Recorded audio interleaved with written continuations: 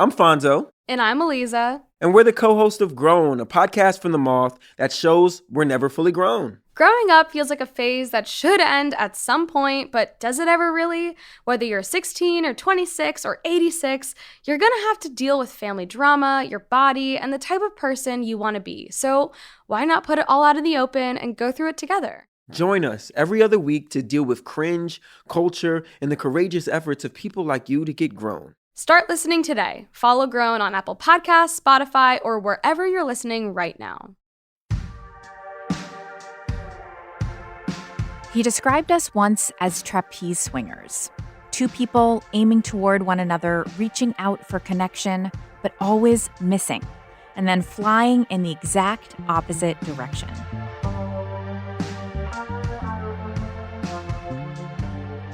After trying to think our way into a different pattern for the 100th time, it became clear that things were too broken to mend. We broke up. And just like that, a 7-year relationship was in the rearview mirror, and I was figuring out how to look forward. My sister packed my stuff into boxes while he hung out at a coffee shop, and I lay face down on the floor. My best friend made me a temporary sanctuary in her house, and I discovered for the first time that the term heartbreak is far from a metaphor. This is Embodied. I'm Anita Rao. You've heard of Dear Abby, Ask Polly, or maybe even have your own favorite go-to advice columnist. Well, now we bring you Dear Embodied. My last long-term relationship, I did get dumped after I moved to a brand new state in the middle of a global pandemic, and I was very sad. It really came as a surprise to me.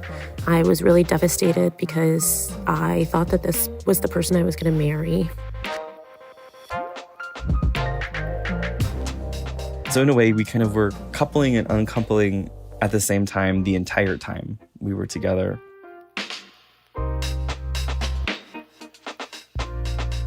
I had a romantic partnership end after about 6 years.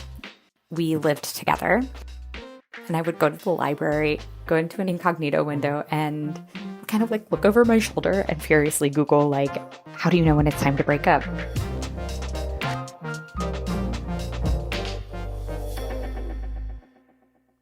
While I love giving advice, and I'm actually a pretty good armchair therapist if I do say so myself, I wanted to bring in the actual professionals. But instead of Abby or Polly, let me introduce Stacia and Meredith.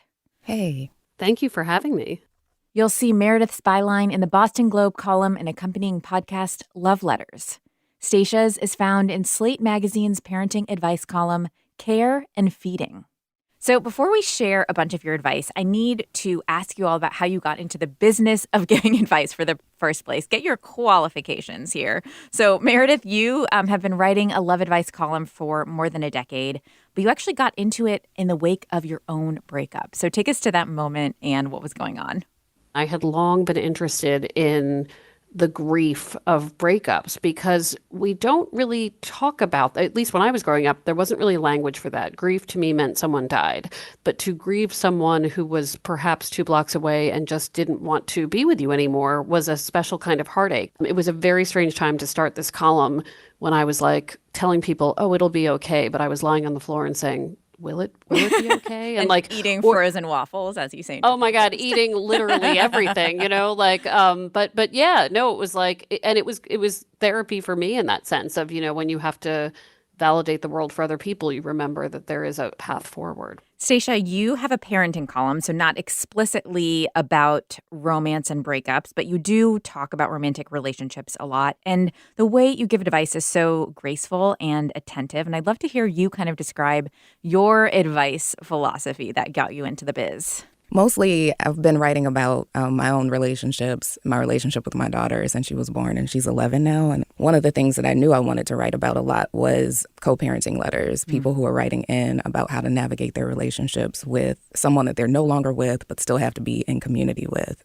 Because if your actual relationship didn't work out, your parenting must, or it should, if you both share that goal, which means that you have to kind of start from zero and rebuild something that didn't exist before, or rebuild something from the rubble of what once existed and kind of detonate it. With these two on deck to share their reflections, here's the first listener story in our Dear Embodied column. This one we're calling How to Break Up, from Rose Bender in Brooklyn. I had a romantic partnership end after about 6 years. We lived together, and I was like in grad school at the time, and I would go to the library, go into an incognito window, and kind of like look over my shoulder and furiously Google, like, how do you know when it's time to break up? Hint, when you're Googling it. So this is kind of like my lessons learned. You don't have to follow any guidelines for a breakup, but one of the ones that I found very helpful was stating right at the top, I think that we need to break up, and I would like to read you something. I read what I wanted to say, which was the reasons I was comfortable giving. Your reasons are very personal. You can share what you want. One of the things that helped me was to think about, when I'm talking to this person, what is the very best version of this person that I've ever seen? And let me talk to that person. Do what you need to do so that you're going to be in a good space afterwards. So I went to a good friend's house. And I just think the number one thing is like prioritizing yourself. You do not have to stay in a relationship with somebody because you've been in a relationship with them for a long time, because you went through major life events together. You deserve to be over the moon happy in your romantic partnership every day. So, Meredith, how to break up in a delicate way is a huge question, and one I'm sure you have thought about a lot, and how we don't really ever learn how to break up. There's no class, there's no formula. So talk about the advice you give to folks kind of to learn about how to do this, and maybe what advice you'd give to maybe teenagers, people in their first relationships who are like dealing with their first breakup. How do I break up with someone? Well, one of the things I love about Boston is that within the Boston Public Health Department, there is actually a program that runs a breakup summit for teens. One of the things I think about most for young people, and by young people, I mean anybody, younger than me in my 40s, is that, well, one, I think the discussion of boundaries. How are we going to do this? Like we are breaking up. What does that mean? Negotiating how contact remains, or if it remains at all. I think, again, that clarity of, now that we're doing this, now that we've decided, even if it was a one-sided decision and the other person is just coping, what does it mean? Are we allowed to talk? Are we ever going to reach out? Knowing what the terms are. Because I think, especially, I have been guilty of being broken up with and then calling a lot to say, are you sure?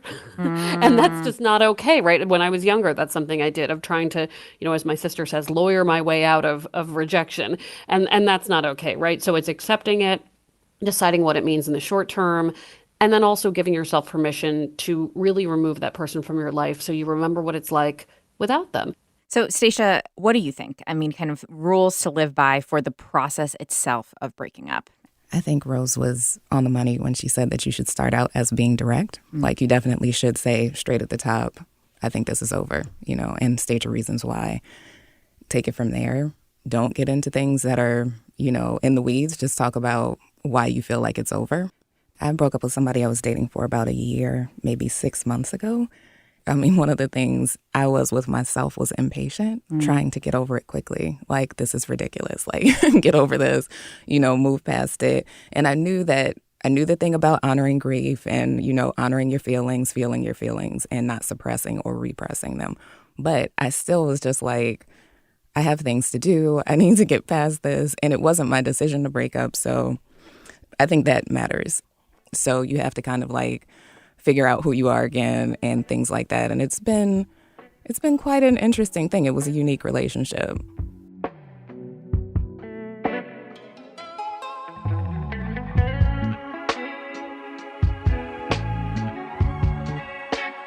Sometimes the decision to end a relationship happens abruptly. Or if you're the one broken up with, it can feel like your former partner's choice came out of nowhere. But some couples choose to break up together, slowly. They plan for it, maybe even ritualize it. I once watched out the window as a former roommate had a conscious uncoupling ceremony in our backyard. She and her former partner journaled together about their relationship, wrote wishes for one another, cried together, and then burned it all in a fire, including the snotty Kleenex. Conscious uncoupling is at the heart of this next story, too, from Joey Allaire in Chicago. Hi, my name is Joey Allaire. I live in Chicago, Illinois. So when my former partner and I got together, we spent a lot of time kind of imagining what the relationship could be. We felt even then that while there was so much that was bringing us together, we detected the ways in which we would grow apart over time. I was just finishing up graduate school and they were just about to start. They were really excited by the city life, and I was inclined towards whatever the opposite of city life is, I guess. We just knew that there was some point in time that would come where ending our relationship as partners was going to make a lot of sense. And it was actually really liberating to acknowledge this, at least to me. And it raised the stakes of enjoyment on the time that we were together. We had decided that at the end of 2021, we would transition out of being a romantic and sexual relationship into being a friendship. And we worked with a therapist during those last few months. And it felt really good to look at the years we've been together and to identify what was working and what was not. And it felt really good to take care of each other in the transition. And it still felt really hard. Like, this was not easier. So on the night before New Year's Eve last year, we went to the lake by our apartment and we built a fire. We burned some items that could only exist in our partnership. We drank some very strong homemade liquor. And then we went back home as friends and we watched Top Chef all night and we ordered dumplings. Not everyone gets to do this. This isn't morally more right or even better in any way to choose to consciously uncouple. There's plenty of reasons to break up and never speak to your partner again or to do so abruptly. But I'm really glad that this one went the way it did. I don't have any words of advice or wisdom, just gratitude. So, Meredith, tell me more about conscious uncoupling, what it can look like, and what your thoughts are about it. I mean, I think it's, there are many ways to process an ending that way. And that was such a beautiful story. And it reminds me of a couple I interviewed that had a marriage and then a divorce ceremony where they both jumped into a pool from different sides and marked the end of their relationship. And I think it was sort of like this new relationship baptism of now we are back to being friends. But they also had a lot of time to both get on the same page about falling out of love. And if at the root of conscious uncoupling is a thought of negotiation, kindness, empathy, I'd like us all to be consciously doing all of those things. But I think it's much harder when one person really wishes something we're not over. And, I think at that point, it's okay to be upset and to have a feeling. And it's not possible to do this in an Instagram-y way where we're going to say, oh, look, we're both cool about this, because sometimes you're just not cool about it. I think you should, if at all possible, have process talks. That initial conversation where you decide to break up isn't going to cover everything that to the satisfaction of both parties. You may never reach an agreement on why things are ending the way that they are when they are. But if you can have conversations that kind of put you and your partner in a better space, that's the right thing to do. How about the stuff? Joey mentioned burning things that could only exist in their relationship. If you live with a partner or if you have cohabitated, there is so much stuff to negotiate. Stacia, how do you navigate this question of what to do with the physical reminders of a relationship and how to deal with the stuff? Yeah, like if the person isn't going to come and get their stuff and you're not offering to deliver it, I think getting rid of it in your own time it's a perfectly acceptable thing to do. So having that stuff there as a reminder of that person's presence and now absence is not healthy, and you should get rid of it in a timely way.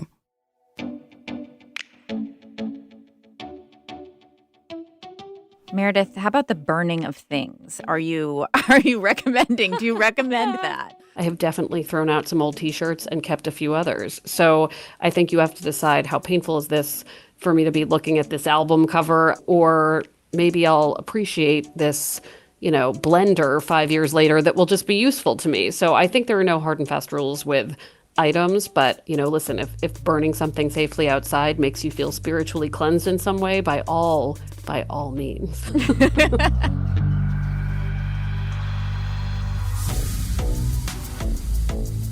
Burning or smashing can be very cathartic in the wake of a bad breakup. I once seriously looked into visiting a rage room where you pay to go into a space and destroy things with a baseball bat. Sadly, I chickened out and instead just lay on the floor singing emo indie songs, which, according to the experts, is one of the most popular ways to process a breakup. Meredith has devoted a whole episode of the Love Letters podcast to the breakup anthem. I interviewed Bonnie Hayes, who's a prolific songwriter and teaches at the Berklee College of Music. And one hilarious thing she told me was that she has made far more money, a lot more money on breakup anthems than her love songs. And it doesn't surprise me, right? Because when you need a breakup song, you need a breakup song. And so I do think there is something incredible about listening to music where somebody gets you, right? Where someone is putting a melody to the experience you're having. And I'm particularly obsessed with the very few songs out there that are written from the breaker-uppers perspective, because sometimes they can remind us that those people do still love us. They just don't want to be with us anymore. And they can't meet our expectations. But, I am born from two musicians, and I just think that sometimes it is the best therapy to dance, to sing, to listen to someone else's pain. And yeah, it's why they sell so well. There's nothing like a breakup anthem to get you through the worst of it. I personally find Robin's Dancing on My Own to be the best medicine. Songs like these help us feel like we're not alone in dealing with this kind of pain. And in the past few years, that feeling has become even more important as folks have navigated heartbreak in the midst of a global pandemic. Oregon-based grad student Paige Thomas's story is the next one we're taking on for Dear Embodied. We'll call it Isolated from Love. My last long-term relationship, I did get dumped after I moved to a brand new state in the middle of a global pandemic, and I was very sad. And the next person I started seeing after that, I tried very hard to try to keep it casual. And I actually think part of that reason was because I moved to a new state to go to grad school, and I was writing about caregiving and caretaking. And I realized that I was really good at being a caregiver, but I wasn't really thinking about whether I was being taken care of outside of that role. And so I promptly stopped seeing people, and I actually started really investing in my friendships. And I found that I could sustain the same kind of love and closeness, maybe safety, with my friends that before I had only thought was possible in a romantic relationship. Stacia also went through a pandemic breakup. Isolation is hard either way. I think part of the reason that a lot of us got into relationships during the pandemic was because of that feeling of isolation.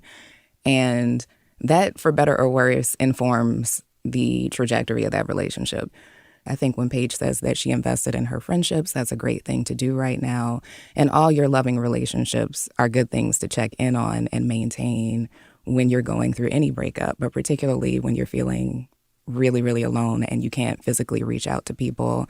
Remembering who loves you regardless of what's going on, checking back in with those people if you weren't in constant communication with them while you were in the relationship is a good thing to do. Asking if you can kind of have more conversations with people like that as you're going through splitting up. All of those are good ways to keep yourself from feeling so alone after breaking up with somebody during a time like this. Meredith, how do you encourage, or what can folks think about who want to support a friend going through a breakup who can't do those in-person things because of the pandemic? One of the tragedies, one of the many tragedies of the last 2 years is that some people had entire relationships without their friends ever meeting the person they lost. So in a normal world, it would have been, hey, meet my new partner and we're all going to go to a restaurant. And so it was much harder to explain what the loss was, people who had entire beginnings and endings in isolation. So, I just think that I know some of us are zoomed out, but this is what technology can bring us, which is to still remain tethered in some way. And it doesn't have to be friends. It can be family. It can be one person. It can be 5 people. But I think that even when we're in a relationship, we are best at it when there are other people in our lives. I just think that one person can't shoulder everything. So, I would hope that if you've gone through a breakup and realize how important friendship is, that you maintain those ties even when you meet someone else romantically, because it's too important of a support system. But in terms of recommendations, I would say games, distractions. I play games online on a phone with a bunch of my friends, which is just silly. It's just a silly distraction, but it lets them know I'm there at the other end of the line. Our friends are just a text, call, or DM away, but so are our exes. So, dear embodied, to block or not to block? In my experience, I don't like to cut off contact after a breakup. A breakup is so hard and there's such a feeling of loss that cutting someone out entirely only amplifies that feeling of loss. So unless the breakup was really messy in some way, I like to maintain contact and stay friends at least for a while so I can almost slowly wean myself off of them, because it's just too hard to cut someone out all at once.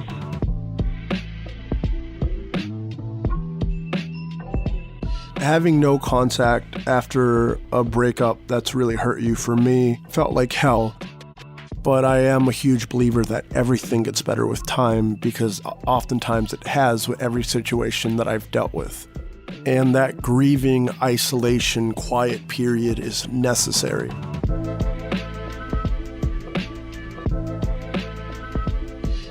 I think you should definitely not stay in contact with the person you just broke up with or the person who just broke up with you. And the reason I say that is because I think both people deserve to grieve that relationship, and that grief will be big and loud, and it shouldn't be shoved into the same relationship because that relationship no longer exists anymore, and each person deserves space.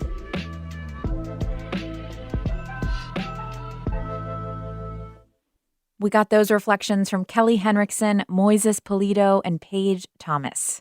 As Meredith said earlier, discussing boundaries is an important part of a breakup. She and Stacia agree that social media boundaries are a must. I've heard from so many people who believe that blocking someone on social media suggests weakness or is rude, when in fact, in real life, if you saw your ex in a room, you might not go into that room. So giving people permission to block accounts, and I think that's the first thing I tell people, which is you don't have to, have this barrage of information right in your face about what they're eating for lunch. So, get rid of it. It's not rude. It's not weak. It's just sort of normal. If someone unfollows you, it doesn't mean you've done something terribly wrong. It just means they're curating their social media lives for their own health. And so I would also say that if you're the breaker-upper, especially if someone is avoiding you, that's okay. Let them, be gracious about that. In terms of blocking people on social media, I'm 100% in favor of that. So I think that's the right thing to do. But what I will say about that is that everyone's timeline for doing something like that is different. So don't feel like you should do it impulsively or immediately, but also don't feel like you need to be the bigger person and be gracious and stay friends, because that whole stay friends narrative is always trickier than you think it's going to be on its face. And you're subjecting yourself to feelings that you don't necessarily need to internalize. In my role as an armchair therapist, I always advise the unfollow. But do I take my own advice? Not so much. In high school, I became an expert in the lurking from afar approach, and the practice stayed with me up through my 20s. Let me tell you, you can learn a lot about someone from their Venmo feed. But Dear Embodied does not give this kind of bad advice. So back to the experts. Getting older brings, yes, some maturity, but it also makes breakups harder in some ways. This is Erica in Oakland. In 2019, I was in a relationship with someone I really loved and cared for. Pretty soon into the relationship, though, he lost his job and became very depressed and down on himself. We started to engage in this unhealthy dynamic where he would request a lot of attention or need from me, and I very willingly gave in to him and would give him all of my attention and my emotional resources. But if I ever said anything that he disagreed with, or if I gave him a piece of advice he didn't like, he would really resent me for it. So 6 months into the relationship, he decided to break up with me because he wanted to focus on himself and his self-healing outside of the relationship and away from me. It really came as a surprise to me. I was really devastated because I thought that this was the person I was going to marry. It's 2022 now, and I've slowly started dating again, but I'm noticing that it's really hard for me to stay present and focused. I'm 33 years old, and I really want partnership, and I really want children, but I'm so scared of dating and so worried of being hurt again.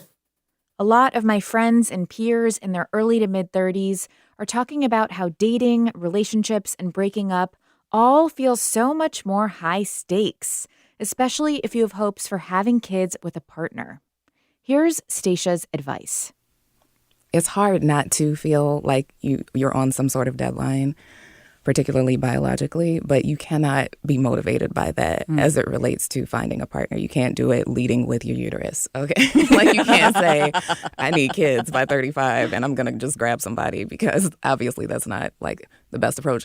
Kids are forever, obviously, and the person that you have them with and want to raise them with, it's hard to know who that person is before you're actually in the throes of parenting with them. But there are some indications that a person is going to be present for you and a supportive, collaborative partner with you before you start thinking about children.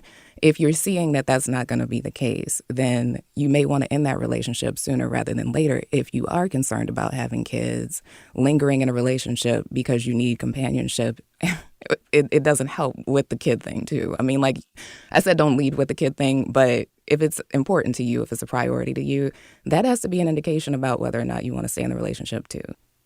Kids aren't something Meredith wanted for herself, so they haven't played as much into her relationship decisions.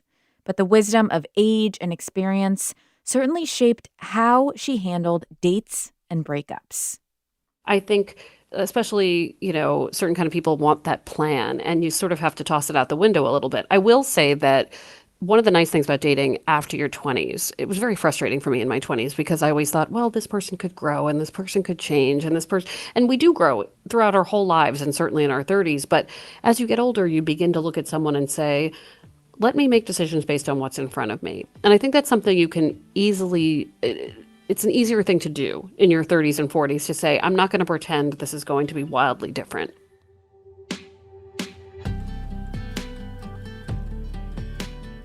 Taking people and breakups at face value can be helpful, but it doesn't mean the heartbreak is going to hurt any less. You probably just have more tools for processing it. Figuring out how to lean into the creativity that can come in the wake of pain is certainly a skill, and it's one that Moises Polito has practiced.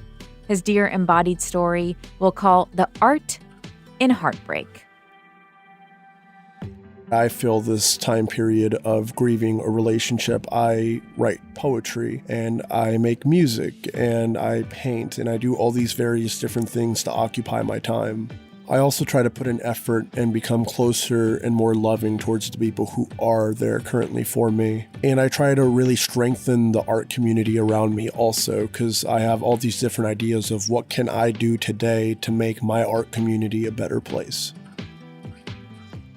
When you read Meredith and Stacia's work, it's clear that they too process through writing. Their hurt, pain, and joy is all there on the page. historically, I tend to process things publicly as a writer and as a podcaster. So I knew I was going to create work about the breakup almost immediately. I did it almost immediately, and I did it for the entire 6 months that I spent feeling my feelings about it, because it's the way that I process things. I think that's fine. I think it's fine. I'm going to say I talked to my ex about it and let him know that it was going to be something that I published. I don't think you have to do that. I did it as a courtesy. He was fine with it. And that helped me to feel like I could continue to work through the process that way. If it's helpful to you, I think you should go ahead and do it. I am the same, and I think this is a warning that if you date a writer, you might see yourself in a story. But I will say that I'm very immaturely motivated by revenge, which is such a silly thing to admit. But, whether you're a musician, a writer, someone who paints once every 4 years, I remember after certain breakups, I would say, I'm going to write a book and it's going to become a bestseller. And, even if it wasn't about the breakup, it was a creative pursuit. And it's so interesting because for my first book, which was a novel, I wrote it in the throes of a breakup. And by the time it was released, my ex came to the book party. So it was, listen, it can start as one thing and end as another. But I think that even if it's not necessarily art that pertains to the breakup, it's art. It's art in the shadow of a loss. And it can be, again, like just an incredible thing to remind yourself of your own talents and also give you a distraction. So I'm all for doing something creative, even if it's just, playing a keyboard in your living room, just to see if you can do it. And you're probably working out some stuff you don't even know. In the wake of a breakup, it's so easy to get caught up in the past, rewriting your memories and experiences to make the present make sense. But at a certain point, you've got to look forward and figure out what you want now, in this new chapter. Dating again too soon can be bad for the heart, but so is staying home forever if partnership is something you desire. So, how do you know when you're ready? One of the gifts that this era has given us is just a slower pace for a lot of people. The idea that you can have a Zoom date and not have to show up somewhere and wear something fancy and pay for something. This idea that you can have a soft launch of your new single life. And, first of all, no rush to get back out there. There will always be single people. A zillion people get dumped every day. I always tell people, which is both terrifying and also sort of, a relief to know we're not alone, right? And there is, you never hit the end of the internet. You never hit the end of people. And so I think that that's the first part. But I think also nowadays you can really just message someone. You can see them on a FaceTime. You can decide you need to take another 3 months of a break. But I think we all have a pretty good internal compass where if something feels terrible to do and you feel like you're just doing it so you don't waste the time or miss out on something, you probably shouldn't be doing it. It's like it is work in some ways, but it shouldn't feel like this terrible slog to date. Stacia, what do you think? Some kind of markers or ways to figure out if it's the right time to start dating again? Certainly, you have to have given yourself time to process the loss that you've experienced. I don't think about, there's this adage about getting over someone by getting under someone else. And I just think that is not the best way to process breaking up with somebody or hurrying along to prove that you can, that you're still desirable and things like that. Not the best reasons to do it, but once you can feel like you're able to look at someone else without comparing them to the experience that you just had or trying to regain that experience through someone else, if your criteria for finding someone else is just completely independent now of what you went through with your breakup, that might be a good indication that you've processed enough to move on.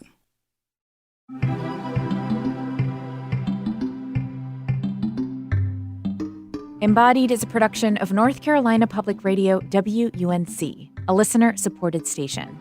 If you want to lend your support to this podcast and WUNC's other shows on demand, consider a contribution at WUNC.org now. Incredible storytelling like you hear on Embodied is only possible because of listeners like you. This episode was produced by Audrey Smith and Elizabeth Friend. Kaya Finlay is our editor, Jenny Lawson our sound engineer, and Quilla wrote our theme music. This show is supported by Weaver Street Market, a worker and consumer-owned cooperative selling organic and local food at 4 Triangle locations in North Carolina, now featuring online shopping with next-day pickup. weaverstreetmarket.coop. And if you enjoyed the show, share about it with a friend or put it on social media and tag us. It really helps new people find our show, and it means so much. Until next time, I'm Anita Rao, taking on the taboo with you.